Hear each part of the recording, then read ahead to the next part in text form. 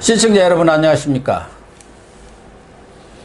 시사정담 시작하겠습니다. 시청자 여러분, 고 박원순 전 서울시장의 성추행 혐의 사실을 박 전 시장 측에 전달한 것으로 드러나 민주당 남인순 의원이 그냥 물어만 봤을 뿐 유출한 사실은 없다고 황당한 해명을 하고 나왔습니다. 이종건 전 데일리안 편집국장님과 이 문제 그 경위를 분석해 보도록 하겠습니다. 이 국장님, 네.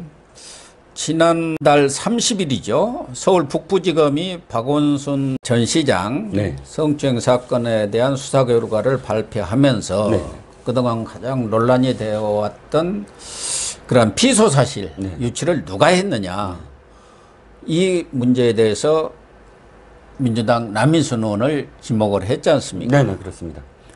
그러니까 남인순 의원이 어떻게 그 유출을 했다는 것이죠? 그러니까 이겁니다. 지금 김재련 변호사예요. 그러니까 네. 김재련 변호사가 피해자의 변호사입니다. 이 김재련 변호사가 원래 또 여성운동과 관련된 그런 사람들을 많이 알아요. 그렇기 네. 때문에 이 사람은 자기를 도와달라. 네. 지금 피해자를 같이 보호하자라는 측면에서 시민운동가에게 전화를 합니다. 전화를 해서 성폭력 피해 상담소가 있잖아요. 그렇죠. 소장한테 한 모양이다. 예, 전화를 합니다. 이 전화를 해서 이런 상황이 있으니까 같이 이 피해자를 보호하자. 근데 이 사람은 또다시 이 B라는 사람한테 또 전화를 합니다. 이것도 역시 시민단체 사람들인데 이러이러한 사실이 있으니까 함께 하자라는 상황으로 B한테 합니다. 이 B가 바로 또 이 남인순 의원에게 전화를 한 거예요. 예. 그래서 이러이러한 상황인데 하고 알립니다.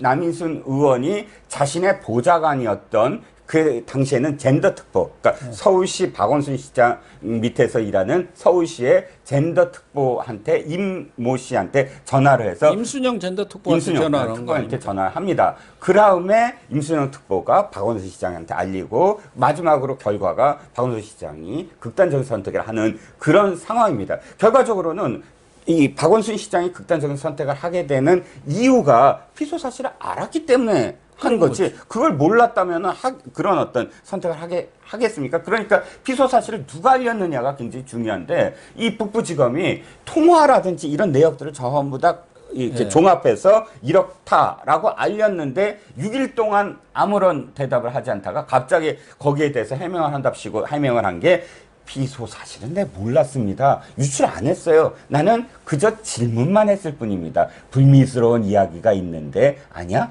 이렇게만 했을 뿐입니다. 라고 했다는 거예요. 아니, 불미스러운 이야기가 뭔지에 대해서 이러이러한 불미스러운 이야기가 있다는데 그게 뭐야 하고 물어봤을 거 아닙니까? 그게 피소 사실 유출이죠. 지금 그 남인순 의원한테 전화한 사람이 알린 사람이 한국여성단체연합회 상임대표 아닙니까? 네, 그렇습니다. 그 남인순 의원이 바로 그 자리에 있었던 거 아닙니까? 과거에도. 과거에 그 시민단체 그렇죠. 활동을 여러 곳에서 했고 그걸 바탕으로 비례대표가 됐고 지금은 송파병 지역구 의원을 하고 있지 않습니까? 네네. 그런데 그냥 물어만 봤다고 이렇게 해명을 하고 있는데 너무 황당한 해명 아닙니까? 아니, 그렇죠. 국민들을 뭐 바보로 하는 것도 아니고 물어봤다는 게 무엇을 물어봤다는 거예요? 그렇죠. 그러니까 지금 김재련 변호사가 오늘 입을 열었습니다. 뭐라고 했냐면 담배는 피웠는데 연기를 안 마셨다. 그 얘기?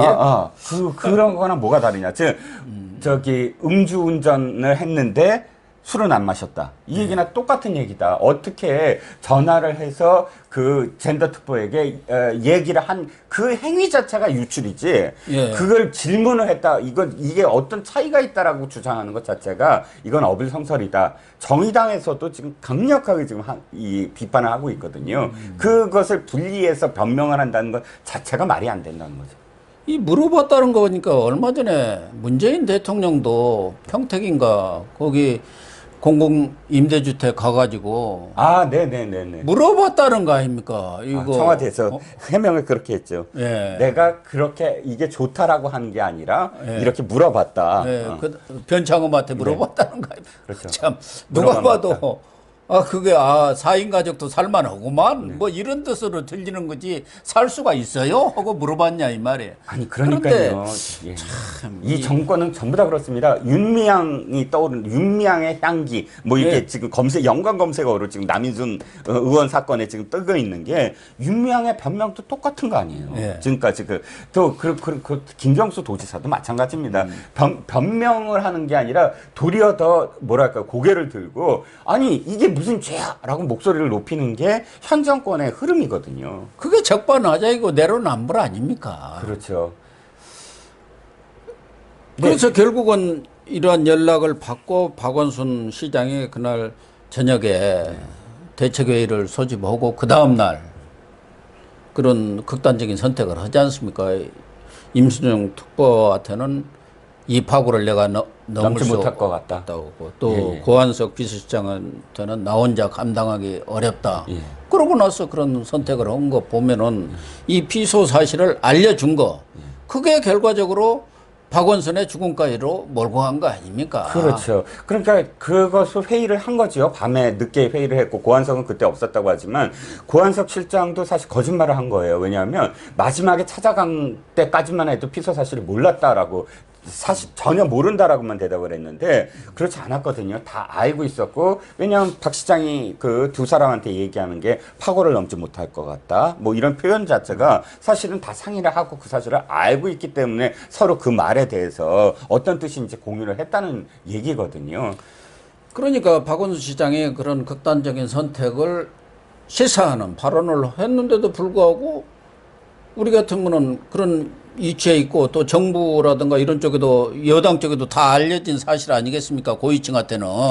그러면은 당장 박원순을 수색에 나서야 하는데 그냥 방쳐보고 딸이 6시 저녁 오후 그때 신고해서 좀 찾아달라고 할 때까지 놔둔 거 아닙니까? 그러니까 뭐 국민의힘의 곽상도 의원 같은 경우는 이거 죽음을 부추기는 세력들이 어두운 세력들이 있는 거 아니냐 이 좌파 진영에 그런 얘기가 나오는 거고 얼마 전에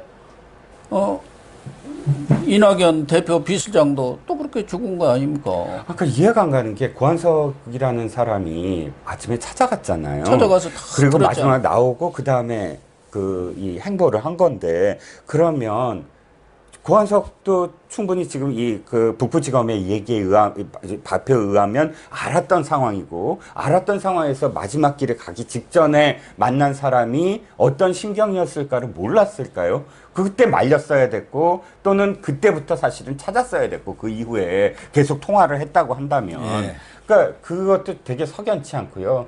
가장 문제는 남인순 의원입니다. 왜 이 문제가 되냐면 남인순이라는 사람의 경력이 여성단체, 여연 대표잖아요. 여연이 어떤 단체냐면 각종 여성민회, 여성회전화 이런 여성과 관련된 단체들이 모인 곳의 총수장입니다. 그러면 이 여성들의 단체가 무슨 일을 하느냐? 여성들을 보호하는 거예요. 여성의 인권 신장하고. 그러면 이런 여성들이 이 직장 내에서 위계에 의해서 성폭력과 성추행을 당했을 때 이들이 나서서 사실 보호해줘야 되는데 보호의 첫 번째가 이런 신고가 들어왔을 때 가해자와 차단하는 거예요. 예, 그렇죠. 가해자의 그것 사실을 알렸다 그러면 이거야말로 범죄 중에 범죄고 이것이 안 된다고 주장하는 게 여성 단체들이 주장하는 거였거든요. 근데 그 여성 단체의 이 수장이었던 사람이 국회의원 배지를 달고 있으면서 가해자 편을 들어서 가해자에게 정보를 미리 알려준다. 이거는 피해자의 인권을 다시 짓밟는 행위거든요. 그렇기 때문에 자기가 그런 엄청난 짓을 저질렀다라는 사실을 인정하고 싶지 않은 거죠. 또 남인순 의원은 박원순 시장계로 알려져 있었던 거 아닙니까? 특히 민주당도 남인순 의원의 이런 사실들이 드러났는데도 뜨뜻미지근해요. 그러니까 시민단체 출신들 윤미향 사건도 그랬습니다만 완전히 감싸기로 나서요. 그러니까 시민단체라는 게 우리 같은 식구들이다. 동지들이다. 우리의 가장 큰 지지 세력이다 해서 그런지 감싸기에 일관하고 있지 않습니까? 지금 남인순 의원은 경찰 출석도 한 번도 안 하고 그렇죠. 그 서면 조사로 끝내버리고 이런 상황 아닙니까? 그렇죠. 아니 그러니까 이게 말도 안 되는 게요. 그렇게 전달하는 중간 단계에서의 여연은 지금 사과를 했어요. 우리가 사실은 그 피해자의 이 피소 사실과 관련돼서 정말 사과를 합니다. 그런데 그걸 전달받은 사람은 사과를 안 한다? 그것도 말이 안 되는 거죠. 특히 남인순 의원이 주도를 해갖고 이게 엄연한 피해자인데 피해 호소인이라고 피해 호소인이라고 이렇게 말을 만들어낸 거 아닙니까? 말을 만들어서 보호하려고 예. 박원순 시장을 예, 그렇죠.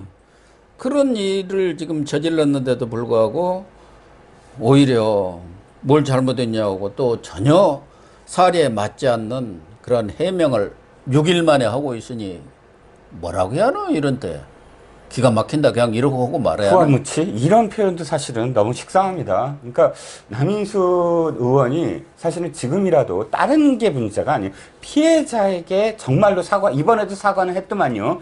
근데 나는 잘못이 없다. 근데 사과를 한다. 그럼 그 사과가 사과입니까? 윤미향하고 똑같죠. 똑같은 거죠. 예. 그러니까 뭔 사과의 진정성이 안 보이는 것이고 이것이 바로 그 진보의 민낯이다. 진보라는 그런 그 집단. 여연이 특히나 지금까지 이 보수 쪽에서 공직자가 무슨 성추행이 있다 그러면은 득달같이 일어나서 뭐 성추행 사과하라, 성폭력 사과하라 이렇게 했던 집단이 이 진보 진영의 성추행이나 이런 사건에서는 사실 입 닫고 눈 감아버리고 귀 막아버리고 이게 이런 단체였거든요. 그러니까 이번에야말로 사실 또 제대로 거듭나야 여성들의 정말 그런 그 지지를 또다시 받을 수 있는 게 아닐까 싶습니다. 네, 시청자 여러분, 민주당이 인권 이런 소리 하지 마시고 이런 시민단체 출신 남인순 윤미향 의원 사건 이런 데 대해서 단호한 모습을 보여야 하는데 감싸기로 일관하고 있지 않습니까? 이 남인순 의원, 윤미향 의원만이라도 단호하게 뭐 출당을 시키든 아니면 금배지를 떼게 하든 이런 조치를 취해야지 뜬금없이 정략적으로 두 전직 대통령 사면서를 퍼뜨렸다가 대깨문들이 강력히 반발하자 쓱 걷어들이면서 발뺌을 그런 모습을 보이면서 국민의 지지를 얻겠다. 이것은 좀 어려운 말로 연목구억격이 아닌가 그런 생각이 듭니다. 시청해 주셔서 감사합니다.